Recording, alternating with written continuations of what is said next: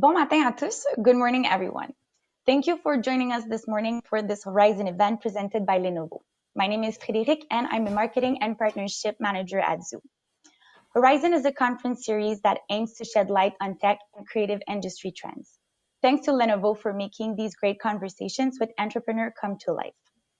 This morning, we also welcome all the attendees from South by Southwest Festival. This conference is part of the festival's programming thanks to the collaboration of Investissement Québec International. And now back to our main subject today. We're really happy to present you a panel on fan engagement in the sports and esports industries with speakers from all over the globe. Let's welcome from India, Piyush Kumar, CEO and founder of Router. From Berlin, Aaron Nassar, portfolio manager at LeAD Sports. And from Montreal, Per Nyberg, chief commercial officer at Stradigi AI. Let's also welcome our moderator, Neil Pedersen, Director of Strategy at MKTG Dentsu Company in Toronto. Thank you so much again for being here with us and enjoy this panel. Here to you, Neil. Thanks a lot. Big thank you to Zoo for holding this panel chat today, and thanks to everyone for tuning in from around the world. As we mentioned, I'm Neil Peterson. I'm Director of Strategy for Dentsu's MKTG Canada. We're a sponsorship marketing agency out of Toronto, Canada. And we're here today with three special guests to talk about fan engagement. So I think we've all seen firsthand the shifts in how fans have been engaging with the content that they care about during the pandemic. Whether that's the impact that the lockdowns have had on traditional sports and the corresponding shifts to other alternatives like esports and gaming more broadly, as well as the alternative ways that fans have been connecting with communities over those passions. So all in all, this has opened big opportunities for nimble startups who've been able to make these shifts with fans, and at the same time, use tools like AI to use data-driven insights in optimization, automation, and overall boost the value for consumers and brand marketers alike. So again, the three speakers we have here today are no strangers with this topic.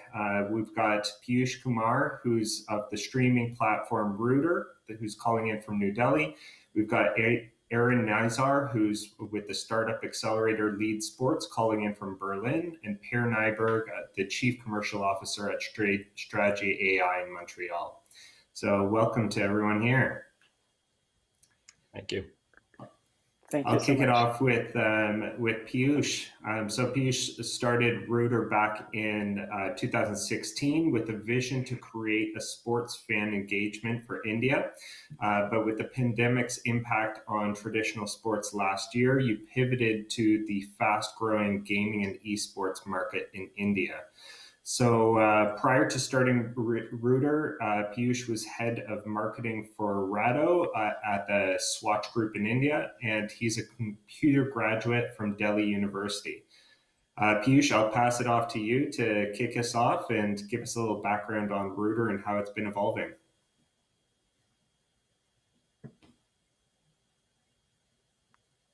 Oh, Piyush, I think you're muted. Yeah.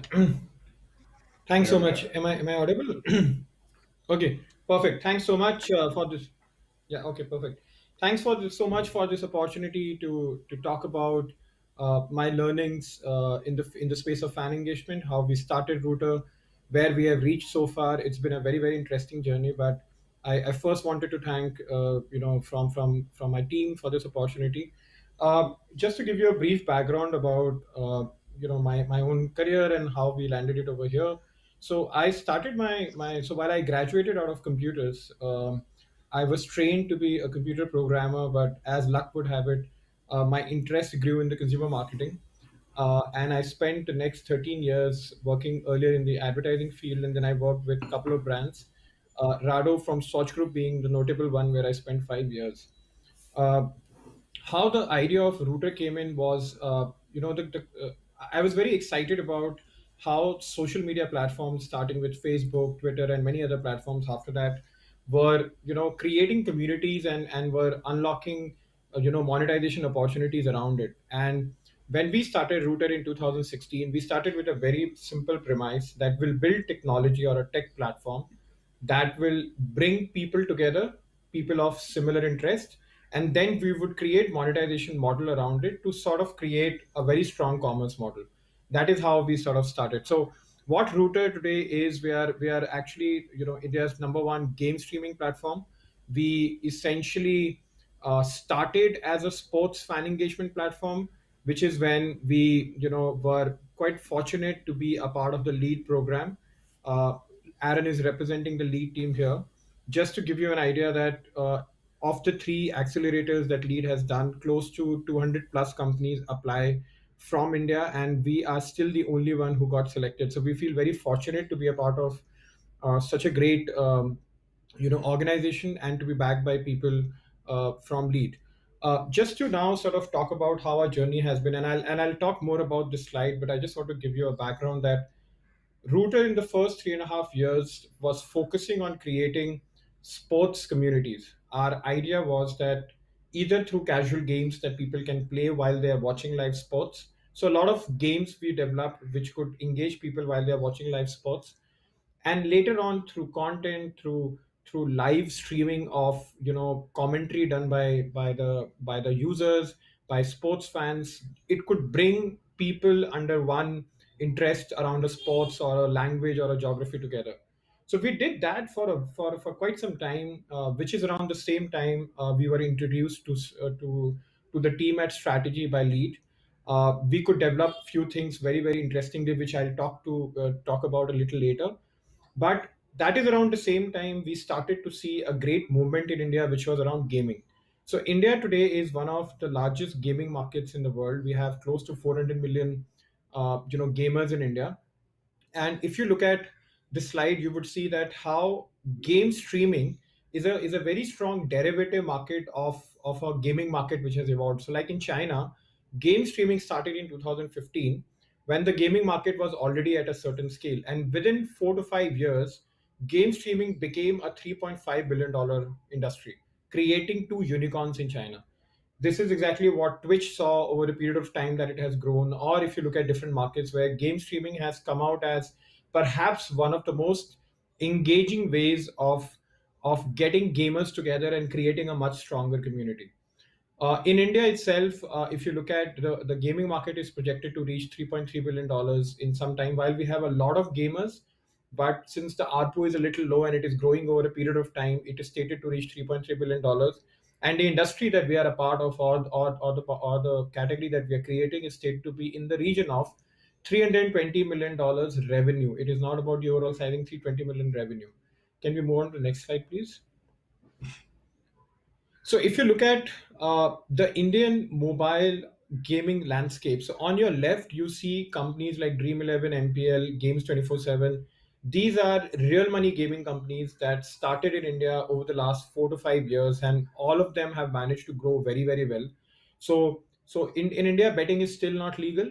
Therefore, any a product which is engaging people with real money, particularly fantasy or poker or any other card game, is doing very very well, and that is where these companies are. The second explosion that has happened in India is in the form of different games. So PUBG, if I'm not wrong, India was either the number one or the number two market for PUBG in the world before it got banned for a very different reason. That same market of PUBG has been taken over by Free Fire, and now all these games, whether it is Call of Duty, Clash of Clans, whether you look at Among Us, all these are creating a very strong battle royale market in India, which is close to 150 million users plus. At the same time, if you look at the brands on your right, these are different Indian products that grew in India after the ban of TikTok. So TikTok again had India as their biggest market. It grew quite well over the 3 years until 2020. Until again it got banned because of a relationship between India and China. But after TikTok got banned, we created four different unicorns in the space of short form video. So four different TikTok kind of a platform sort of became unicorns in India, given the fact that Indians just love consuming content. Where Router stands today is it's at the cusp of gaming growth and content growth. So that is where the game streaming stands, and this is where we are looking to sort of ride on the wave of gaming growing very fast in India, and at the same time, a very intrinsic habit of Indians to consume a lot of content, particularly content which is interesting, which is like gaming. Now, moving on to the next slide. This is basically the format that we follow to sort of make the platform run. This is sort of our engine. We focus on creating a strong community which is built of either influencers, content creators, or individuals who are users, or professionals and celebrities who come here to sort of make content. So basically, these three form the community which creates the content in the form of live game streaming, videos and images, or different kind of content. And more content creates community. So the reason you see an infinity symbol over there is because the possibility of community feeding content and content in turn making community is what is the genesis of what Router is. And everything that we think or execute is on the basis of this philosophy. Can we move to the next slide, please? Yeah. This is at a stage when Router joined hands with Strategy. At that moment, we had started to do very well on the game streaming content, and we were also doing few esports tournament. But we were also at the same time continuing with our work around the sports fan engagement. And during this process, Router and Strategy, managed to create a very interesting tool using the strategy the strategies core strength of creating a tool which was basically a fantasy prediction tool. So what we created is using a lot of historical data on the way cricket has been played over the years, and using the real-time data of how users were interacting with scorecards and different things on our app. We actually managed to create a tool using which any sports fan can create a fantasy team which has a success rate of more than 66%. I'll talk more about it when we discuss the case study, but this is where I wanted to introduce where we started to do well in sports. Can we move on to the next slide? Thank you. At this stage, Router has completely pivoted to game streaming. I'm quite proud to share that Router has been on the top of a sports category on Google Play Store in India for almost 4 months. Currently, we are ranked 3, but from almost October end till nearly Feb end, we were the number 1 app on the Google Play Store. We continue to drive very, very good, ratings, a very good engagement, etc. We are the leaders in the game streaming space, and we have close to 7.1 million monthly active users, out of which every user on an average is spending 17 minutes on our app. Can we move to the next slide, please? Yeah, this is how the app looks. On the top, you see a lot of live sessions which are there where users are streaming any of the games which are available. Then you see the games in detail. There are short form videos. There are the entire homepage is customized as per the user behavior, which is where we worked very deeply with Strategy. This was the second project that we did with them, whereby we used a lot of data around the content consumption and the content which was created on our app to serve the right kind of content to the user, so that it increases stickability, and eventually it helps us increase the retention quite a bit. Can we move to the next slide? Yeah, these are basically our 3 pillars of how we sort of do our tech. If you look at scaling up, if you look at everything to do with data, that is where we work with AWS, Google. In terms of content, we have our own streaming tool. So we realized on the day one that for us to handle the scale that is possible in India, we needed to make our own streaming tool. We still work with Agora, which is one of the leaders in this space. We work with Akamai for content security and for content delivery. But when it comes to data analytics, Strategy is our long-term partner, and we hope to take it forward with them for many years to go. Can we go to the next slide? Just some data for you to share. This has been our last 8 to 9 months. Steady growth. We have managed to grow at a very, very low CAC, which means 90% of users who have come to Router and downloaded the app have actually not come through performance marketing like Google or Facebook kind of a platform. They've come because of invites and the word of mouth that the brand created over a period of time. Can you move to the next slide? And yeah, this is something that this is one of the metrics which is very, very important for us, that it's not just about getting users and also getting them at a low cost. It is about the fact that how much they are sticking. So our month one retention is around 42.5%, while our month six is 28%, which is up from 14% 6 months back. So we have actually managed to create a very, very sticky product, something that for us is very, very important. Can we move to the last slide? Yeah, this is basically a slide I generally wanted to share on how our journey has been since 2016. You could see that it took us some time, perhaps 3.5, 4 years to find our strong, product market fit. But once we found that at the beginning of, or rather in the first quarter of 2020, it's been a great, run for us. We were at 4.8 million monthly active users at the end of September, and at the end of Feb, we are looking at around 7.5 million. So it's been a great journey. There is a lot that we have learned from a fan engagement perspective, moving from sports fans going on to the esports and gaming fans. And I hope to share a lot of learnings in the Q&A that is followed after the presentation. Thank you so much. Thanks so much, Piyush. Amazing to see what your team's been able to do in the past 12 months in particular. Huge growth. I got a lot of questions. I'll hold my questions right now until the panel. And just a reminder to all of our viewers on Facebook and YouTube to ask any questions you may have in the comments, and our guests will address them during the Q&A as well. Next, we'll pass the mic over to Aaron Nizar to give us a bit of background on LeAD Sports and the role that it played with Rooter. Aaron is an experienced early stage investor. He's negotiated and executed more than 15 investments, ranging from pre-seed to Series A in the realm of sports tech.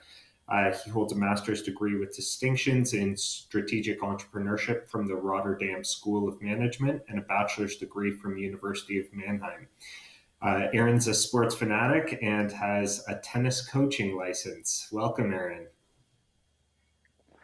Thank you so much, Neil, and thanks for the opportunity also to the Horizon conference for that panel, also sharing some thoughts with Piyush, my good friend actually over the last couple of 2 years, and also Per from Stradigi AI.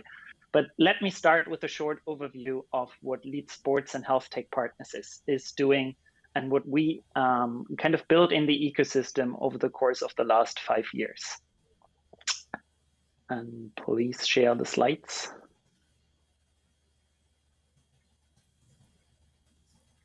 I can already start with, no worries. LeAD stands for the legacy of Adidasler and was launched nearly 5 years back with by the grandchildren of Adidasler to basically revitalize the legacy of their grandfather. So Adidasler is known as, of course, the founder of Adidas, but also known to be kind of the first mind behind the professionalization of sports marketing, and basically the ability for athletes to monetize on their certain skill set, on their competitive level and their professional success. And 5 years back, a group around the grandchildren of Adidasler and high net worth individuals from the sports and health tech space came together, creating the idea that nowadays we don't really need to help professional athletes to become better, because that's what the Nikes, Adidas of the world are doing. But what we can do is, with the experience, with financial resources, but also other resources, help young entrepreneurs to thrive and accelerate their businesses in the sports and health tech world, and by that reach later on the athletes and really make them better on a competitive level, be it as a group or be it within a group, or actually be it as an individual doing sports. LeAD is a fully integrated business, basically investing in startups from very early on, from a pre-seed stage to Series A stages and beyond. We have 3 different business units that are well connected, and let me start with the very first one. It's called our LeAD Academy. It's structured around 2 acceleration programs. Just the previous slide, please. It's structured around 2 acceleration programs. The first one launched in Berlin, and in 3 consecutive years, we launched 3 programs, onboarded more than 35 startups in the capital of Germany. And since October last year, we also have a US presence in Lake Nona, Florida, but I will shed some more light on that later on.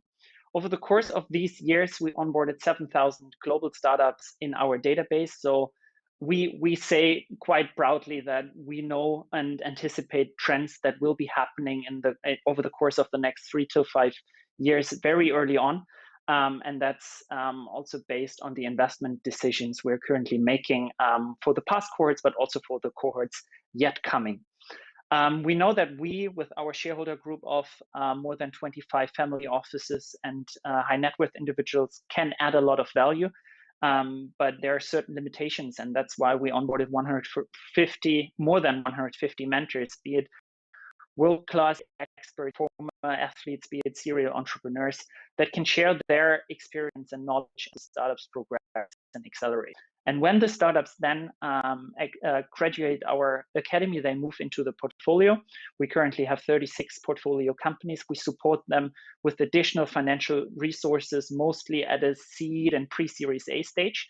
And the aggregated portfolio valuation that our startups right now have is slightly above 170 million. And the third vehicle within our ecosystem is called the Advantage Sports Tech Fund, a 50 million Series A fund, together with our co-general partner Out, which is Israel's biggest investment and crowdsourcing platform. The first close of this fund happened nearly a year ago in February 2020. They've done already the first initial investments, and the portfolio is expected to grow to 15 companies. But LeAD is also supported by world-known partners in the world of sports and health tech. We're proud to have the Tavistock Group on board. We are proud to have partnered with Adidas, Verizon, and Inseego for their 5G connectivity and network capabilities, with our Japanese partner Toyoshima, a textile manufacturer, the City Private Bank to support with financial resources, and of course, Stradigi AI, and I'm happy that Per is sitting today in this panel as well. When we talk about investment, we have 3 focus areas. Of course, today we talk about fan engagement, so everything that is happening either on-site in a stadium, be it also off-site, what's happening these days on a couch. So how is the connectivity between sports brands, federations, teams also working with their fans, but also in a more streaming context, what Ruta is building over the past couple of months and years, how to kind of build online audiences that add value and create that certain level of engagement. Second pillar of our investment focus is connected athletes. So how do we make the group of athletes or individual athletes better? How can tech enable that professionalism? And lastly, working in the intersection of sports and health tech, we also focus on the trends of well-being, injury prevention, mindfulness, and the general health of the individual while exercising. When talking about the Academy program, what we offer on a global scale are programs between 3 and 6 months. We can do them on and offline. And it's a lot about goal tracking sessions, weekly financial sessions, workshops where we invite our mentors, our trusted partners. It's a lot about networking these events, but it's also then really shaping the pitches of these startups so that they can pitch and succeed with their next capital raises, so they can, as founder teams, accelerate their businesses. When we talk about the pillars within the Academy, we talk about smart investment. Yes, it's not just financial resources, it's also the knowledge, it's the access to the network that we provide on top of that. The 3 to 6 month programs, it's a lot around knowledge building, training sessions. I myself call it oftentimes a short MBA in sports management and business management.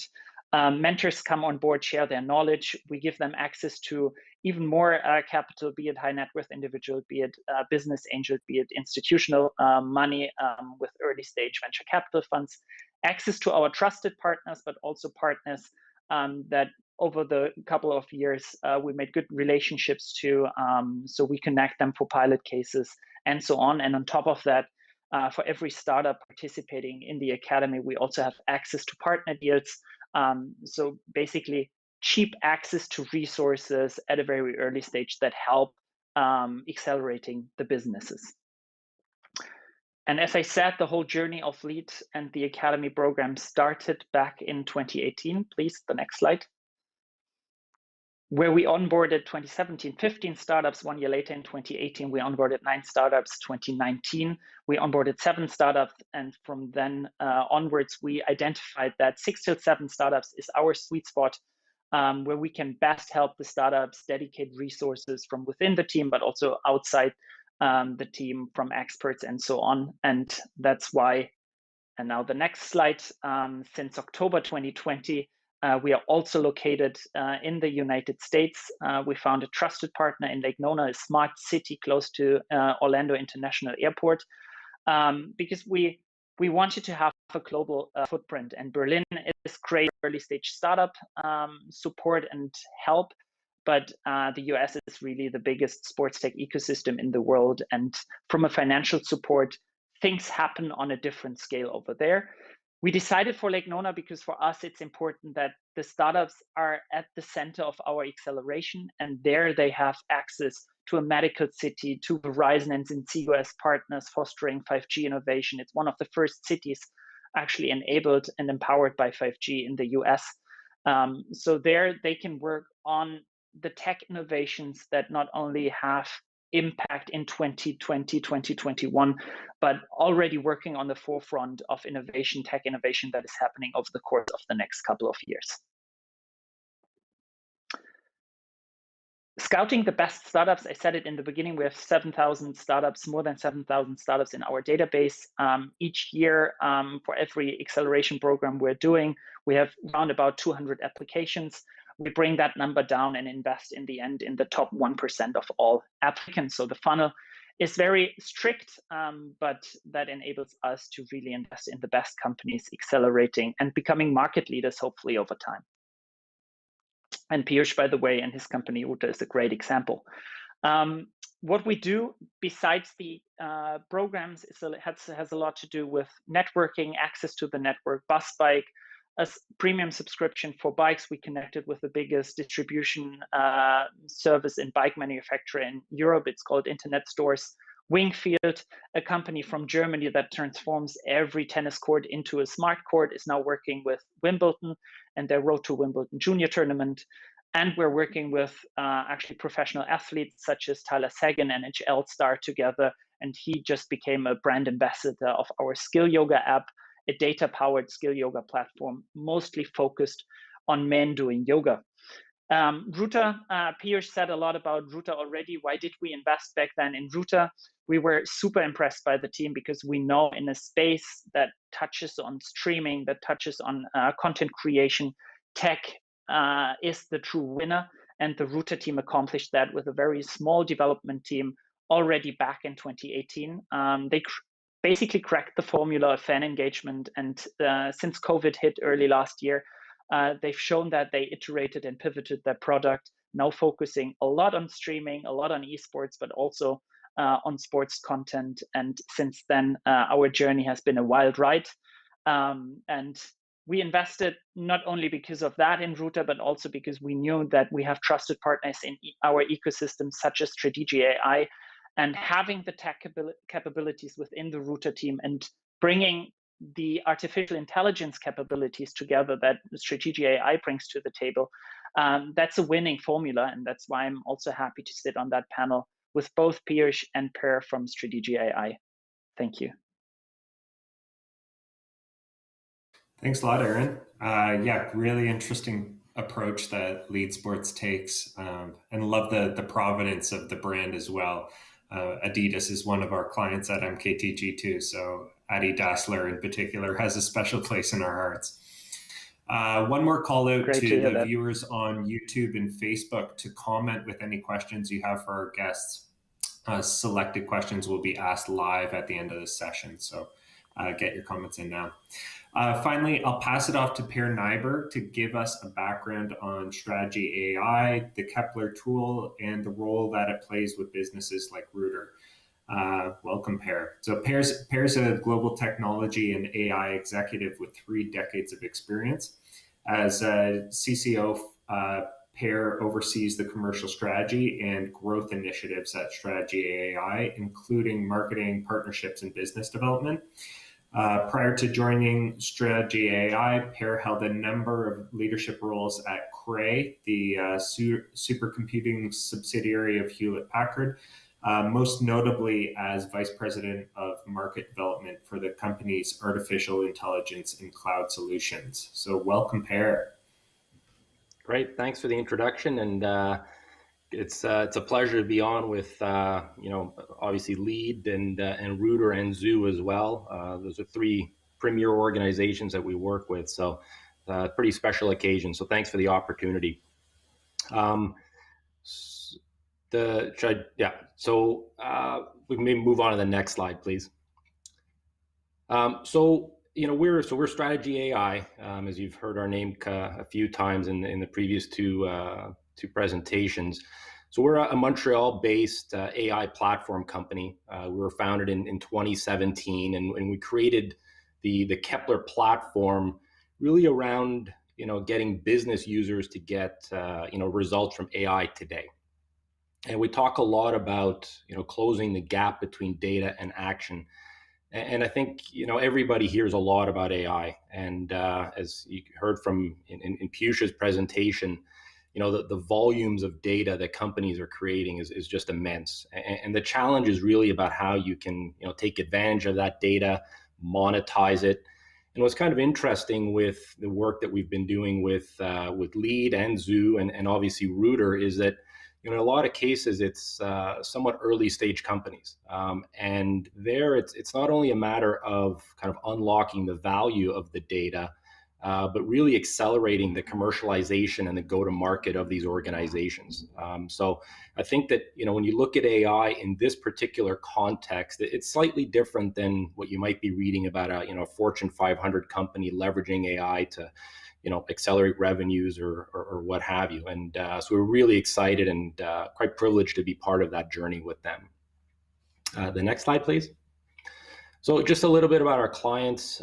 These obviously cut across a number of industries. You've heard a lot about obviously Rooter and LeAD and kind of the sports and health tech areas. Zoo as well is a customer of ours. And but beyond that, it cuts across a number of industries. Many of these are the ones that you would expect in AI, things like consumer packaged goods, for example, and financial services. And I think this really speaks to the broad applicability of AI in a number of these areas. And what's kind of interesting, in fact, is that you do get commonality in use cases across these. So when we talk about fan engagement as an example, a lot of that has to do about customer modeling and understanding your customers and engaging with them through the data. And that is certainly one area that cuts across all of these various industries. So a little bit more about the work that we did with Rooter, and as Piyush described, this was really all around increasing fan engagement, specifically around originally it was around the cricket season, and in particular for the IPL season that was coming up. So there was a fair amount of time pressure in order to get this solution implemented. But there was also some, KPI type pressures as well, or challenges of being able to produce models that were superior to their competition, right? And so we worked really closely with their team. I think it's fair to say that our team learned a lot about cricket in that process as well. And this was really all around being able to, again, accelerate their engagement with their fans, accelerate their business, by leveraging the data. The next slide, please. So as I mentioned, this was, the ability to quickly create and deploy models. This, in fact, is a challenge for most companies. A lot of AI projects end up taking many, many months, if not years in some cases.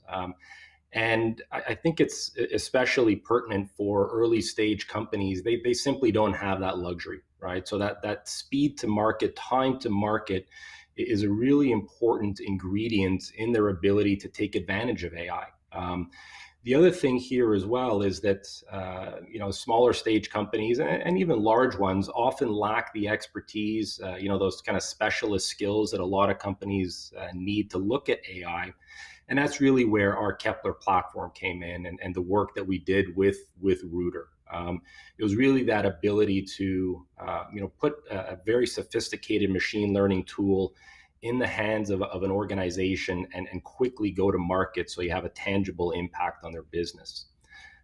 Next slide, please. So, in the end, what was done was that, the models were built based on, I think it was around 7 years of data, looking at everything from analyzing, multiple player and team statistics and various, variables, batsmen and rankings for individual players. And really then also understanding, what sort of features were most important in predicting the performance of players, for example. And so, our team worked with Rooter and, was able to deploy these models, as you see there, very, very quickly. As I mentioned earlier on, there was, the IPL season was starting within, I think it was 2-3 months. So that was a very hard and fast deadline in order to be able to get this product to market.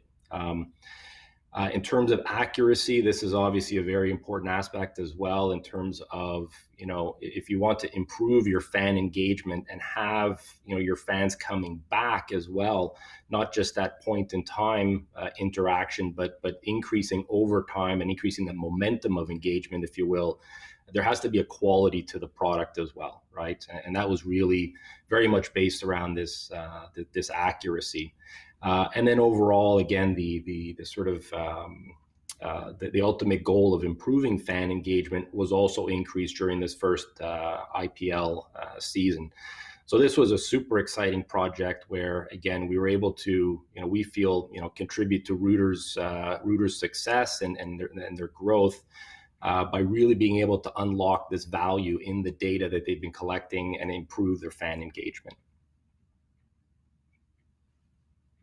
Thank you.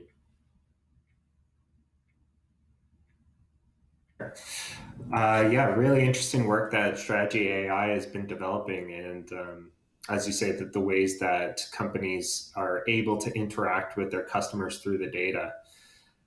So I think what we'll do right now is open it up to a bit of discussion. I've certainly got a lot of questions. I know we've been getting some questions in our YouTube and Facebook comments as well. So to kick it off and kind of continuing from what you were saying, it sounds like initially Stradigi AI was used with Rooter to kind of gamify the cricket landscape in particular. What opportunities, and this is probably a question for Per or for Piyush, what opportunities do you see in esports or gaming more broadly for AI when it comes to Rooter? Sure.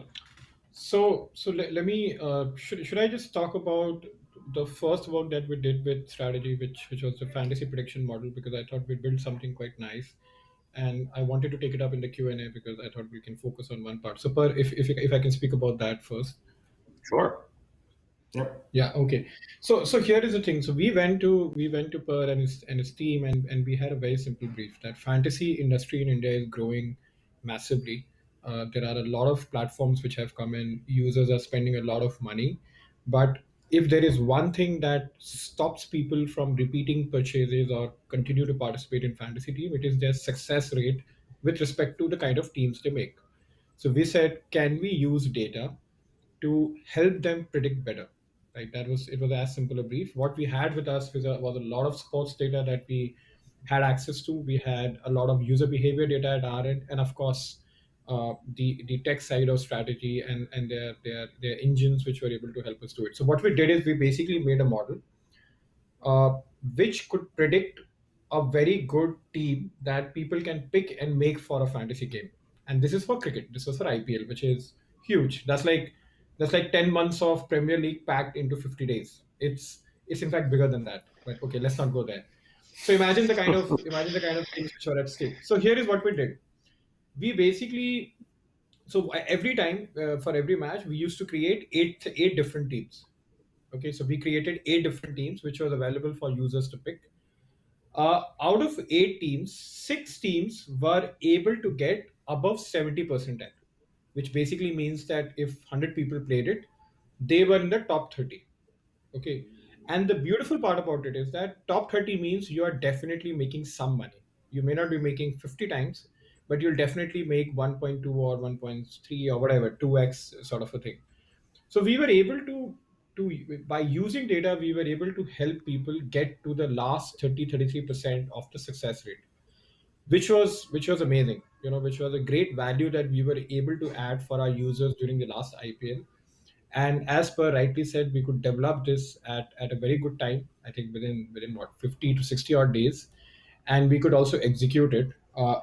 It's just unfortunate, or I would say that I wish we were a big enough company to handle sports and game streaming at the same time, that I can't just continue with that from a user perspective. But I'm sure what we ended up creating is something that we'll be able to use at some point in time in our journey. So I definitely wanted to share some data. And okay, one last data point also, which I just remembered. Eventually, 10 to 12% of our daily active users started to use that tool. Mm-hmm. So that is what we sort of ended up creating. Now that is on the sports part. Coming to game streaming, particularly game streaming and esports. So there are two things, and this is where I'll need Per to help me out, maybe to articulate it better. So there are two things that happen. With game streaming, we are practically getting close to 50,000 unique streams every day on Router. Okay, so the amount of data that we are creating, the amount of content that we're creating is huge. And trust me, we are not even 2-3% of the market that we potentially can be, or maybe we are 7% of the market that potentially we can be. There's a huge way to go. So one is the amount of data that we are getting. Second is the kind of users we are getting, particularly from different ends, their different behavior. And I think using the right data engine and using the right models, we can perhaps start to deliver the right data to the right user. Because we can, so as I was reading something in the morning, that 7%, you have 7 to 8 seconds when a person lands on a content platform to serve the data that will hold him, right? And that is where AI is going to play a very, very important role, which is where we hope to, get into the next gear with strategy to sort of help us do that once we reach a certain scale. The last point from my end is when it comes to esports is like sports. It's just that players are more real, more tangible. It's like people like you and me, right? So there is again a lot of data that these players are creating from the perspective of their performance and viewership. Now, these two data points is something that we also want to use and help them do better, help teams and players do better, and at the same time create a much better content that can be served to different audience. So these are the two different use cases that we have for something that we hope to do with them in the future. Right now we're building quite a few features to sort of get to a certain stage, but that's where we are. So Per, if you want to add anything to what I just said. No, I mean, I think that's a really good overview. I think maybe to call out a couple of the elements that Piyush talked about, and because they're broadly applicable across kind of use cases. One is certainly the volume side, right? I mean, it's just, these they're beyond humans. You have to use technology. You really don't have any choice, right? Now, the other side of it is the velocity of it, the speed, and that time factor of, for example, as Piyush was saying, that you have to do an action, right? So companies are challenged in both dimensions. I think the other one that I would add as well is just and we hear this from every single company, regardless of the industry, is the constant change in their consumers, whatever it might be. So even when you've built the model this month, for argument's sake, you might have to tweak it next month, right? And that might be obviously based on the insights that you're seeing from your consumer behavior, right? So that insight into your consumers is not only for what you're doing today, but it also informs what you need to do in the future. And that future can be months or many months away, right? And this is really how companies are challenged to keep up. So in some cases, it's a matter of just incremental improvement over where you are today. And in others, it's there's no choice. I mean, it is the only solution to move towards something like machine learning. So it's super exciting, all these various areas, but they're definitely a challenge for companies. And again, especially early stage ones that don't have massive teams of developers, let's say. Yeah. And so we've talked a little bit about the value that this is providing to a consumer, to a user. Obviously, behind the scenes, there's a lot of data that's being captured. I'm not exactly sure how Router's currently monetizing that from a marketing standpoint, but I imagine that this is really valuable for brand marketers, for sponsors. Is that an avenue that you've been using the AI as well? So there are a couple of things. We have actually in this quarter we are opening up quite a few monetization models for us. Few of them are doing very well. But just to quickly sort of tell you how we can use data to monetize, right? So number one is advertising, which is so advertising structures typically are built around data, right? So we don't have to develop something of our own. We can use different ad models to serve the right ads to the user, etc. Maybe work with Stradigi to maybe cluster users in different ways and then serve them different brands so that the conversion is higher. We have developed something very interesting, which is performance marketing. So instead of focusing on money that we can make out of banners, we are focusing on getting different brands and companies new users, either through downloads or subscriptions or maybe whatever, right? There we work with close to about 50 to 60 brands at the same time, right? Now we cannot serve all 50 to 60 brands to all the users, right? That is where data plays a very important role, that we only try and push those 7, 8, 10 brands to a certain user where he's likely to make a purchase or convert into a user much faster, right? So this is one way that we are developing. We are at 50, 60 brands right now. We are looking to get to 100 brands by end of April. So it's gonna be like, it's gonna increase more because we're trying to make it like a very strong performance marketing driven sort of a platform. And the third and the last is we are also focusing a lot on user monetization. How can we make users to buy from our marketplace, whether it is our virtual coin, whether it is perhaps us making them, with a lot of different gaming currencies, etc., that they can buy from here. Again, data on what their behavior is, how we can upsell a certain thing, how we can help them maybe make the first purchase, etc., will play a very important role. So, in nutshell, for sure, if you're just looking at advertising, this is perhaps not of big use because a lot of models are there. But for any company like us, which needs to go much deeper into monetization, we need to use data very, very effectively. Yeah, there was actually another. Sorry, go ahead, Bear. Sorry. No, I was just going to mention there was so just to build a little bit on what Piyush was saying. There was in fact there's a few different aspects of this. One, as he said, was sort of serving the right ads, right? The other one is sort of the customer lifetime value, if you will. So there was actually another LeAD sports company that we worked with that's sort of a fan games app as well. And that's what they were looking at, was to sort of understand and segment their users like by actions. So after 2 or 3 actions, they sort of knew who they were, if you will, by their behavior, and then could apply specific rewards to them in the app, right? Hence improving engagement, hence improving customer lifetime value. There's even some of the companies we've been working with through the Zoo Accelerator, same thing. I mean, it's all about that sort of understanding at a very, very fine granularity what your consumers are doing, and then serving them with the right action, whatever that might be. Yeah, and it really sounds like, sure. Yeah, go ahead. I just want to add one last point since Per mentioned something very interesting. So there are 2-3 business metrics on which we focus a lot on. One is low CAC. So we always the best users are the users who come through invites. So that keeps your CAC low, etc. But there is one metric which is very important for us as a business, and something that I've learned as an entrepreneur over the last perhaps 18 to 24 months, which is LTV, the lifetime value of the user. Now, for your LTV to be higher, you need your retention to be high. There is just no other way to ensure that you can recover or you have a larger lifetime value. For retention to be good, the users have to stay on your platform for a longer period of time, or maybe have a more returning sort of a behavior, which is where data plays a very important role. So just think that right from the way an algorithm can serve a content to a user translates into a higher retention, which translates into a higher LTV, which is what is the unit economics all about. So a very small input can effectively make your company much more profound than just a content app which exists like any other. Just wanted to add this point. Yeah, and it sounds like more than just serving advertising, you're really partnering more with brands and really working with them to figure out a way that they can connect with consumers. Aaron, you had mentioned something interesting about that, both in kind of brand engagement being one of the pillars of the accelerator program, as well as some of the examples you gave, the Tyler Seguin and Skill Yoga.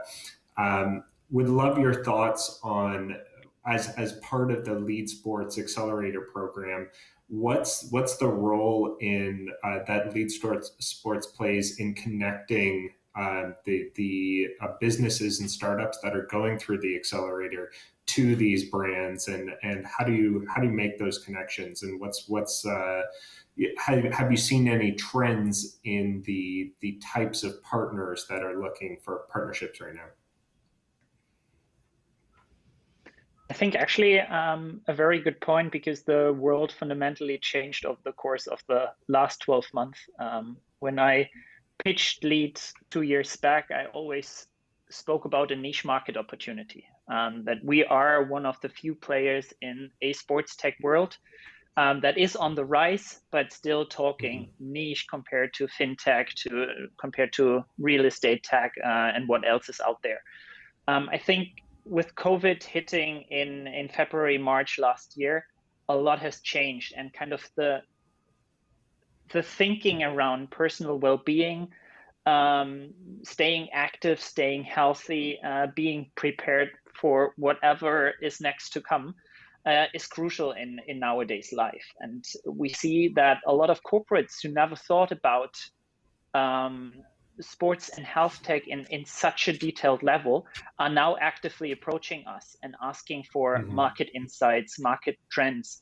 That ranges from an investment bank that actually starts caring about their investment bankers and how to keep them kind of healthy in a very stressed world and in a very stressed environment, to insurance companies that just that kind of urge for more data insights. So interestingly enough, we were kind of the active people in the past reaching out to corporates and kind of strengthening the value of our very own brand.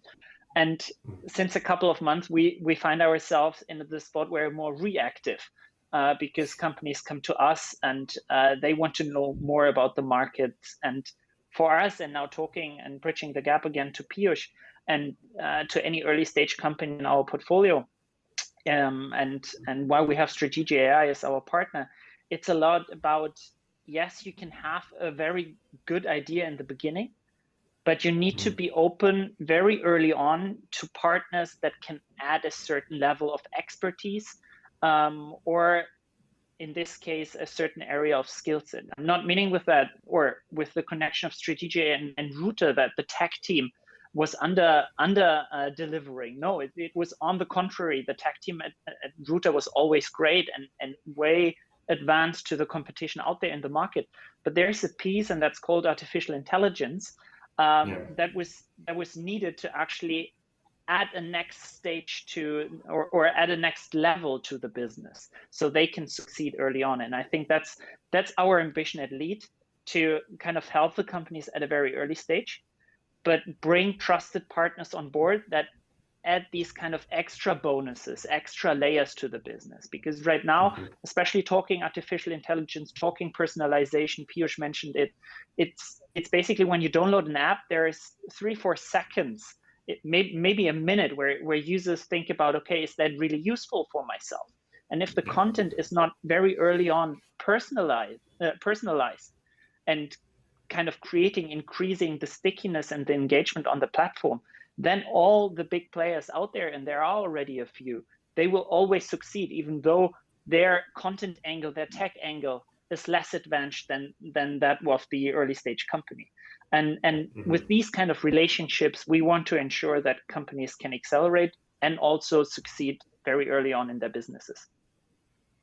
Love it. Yeah, I think, we've talked a lot about the changes that have been brought about by COVID, and obviously, we're starting to see the light at the end of the tunnel here. what types of changes do you feel are here to stay? So whether that is from the types of new startups, or whether it's the uses for AI, or even the ways that people engage. Like, I'll throw it out to all three of you. Any thoughts on the trends from COVID that are here to stay? Yeah. Maybe I can jump in here and go first. Sorry, Piyush.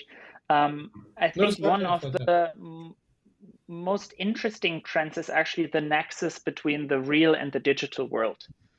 Yes, COVID has focused a lot on the digital world, and yes, real world physical experience, they will come back, but it will be always now a mixed reality.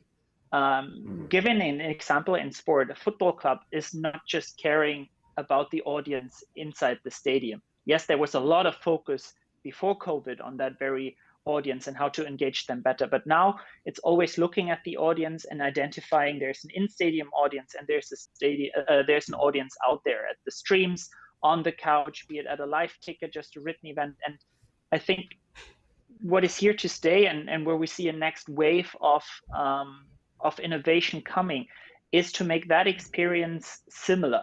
So it doesn't matter whether you're in the stadium or wherever else, you will kind of get the same emotions and the same content provided. And that's something that COVID changed, or let's say accelerated.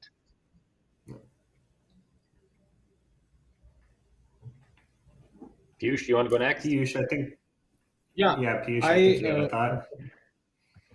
Can you hear me now? Yeah. Okay, perfect. So I think I think completely agree with Aaron that I think the lockdown and COVID particularly has created a bridge between the offline and the online world, which is here to stay.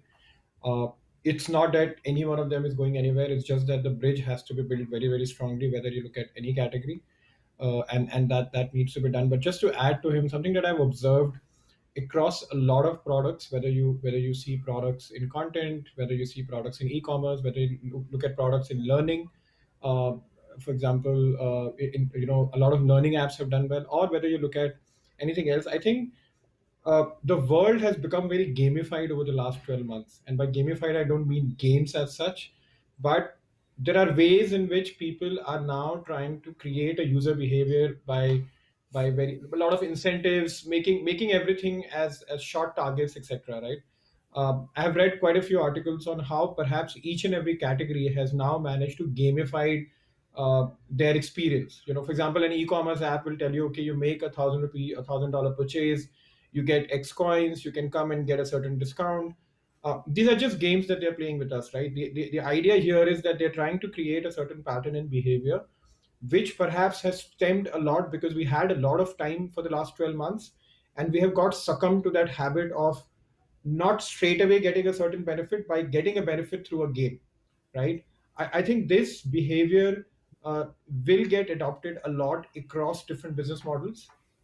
It will help in retention. It will help in repeat customer purchases. Most importantly, the world will look a lot like a larger game in general. Something that I'm very fond of is Anderson Horowitz, and that there is a certain team over there led by John Lee, who talks about how everything in world will become around gaming. People will meet around that, etc. So I don't know if I'm making sense, but the point I'm making is that this is one trend I've observed very closely over the last 12 to 14 months, and I think it will be adopted across different categories and would lead to much better business in the long run.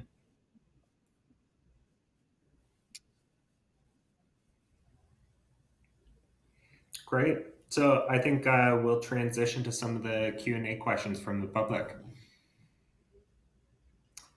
First question will come up on screen in a second.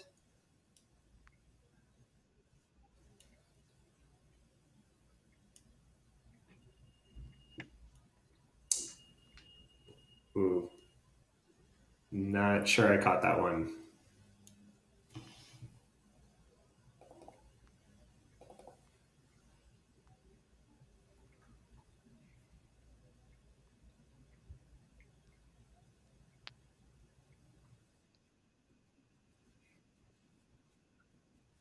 Okay, sounds like we're having a bit of a technical difficulty. But want to thank the three guests today, Per, Aaron, Piyush. Thanks again. Really interesting discussion and exciting stuff that all three teams have come together to work on. So thank you again. Right. Thank you. Thank you so much.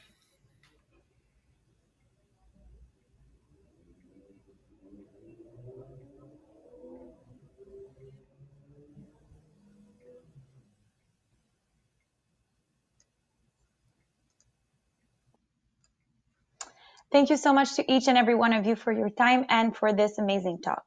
Join us next Thursday, March 25th on Facebook and YouTube Live at noon for an exclusive conversation with the independent media Urbania, as they'll uncover how they reached a new market in the midst of the pandemic by expanding their activities to friends. Have a great day and see you next week.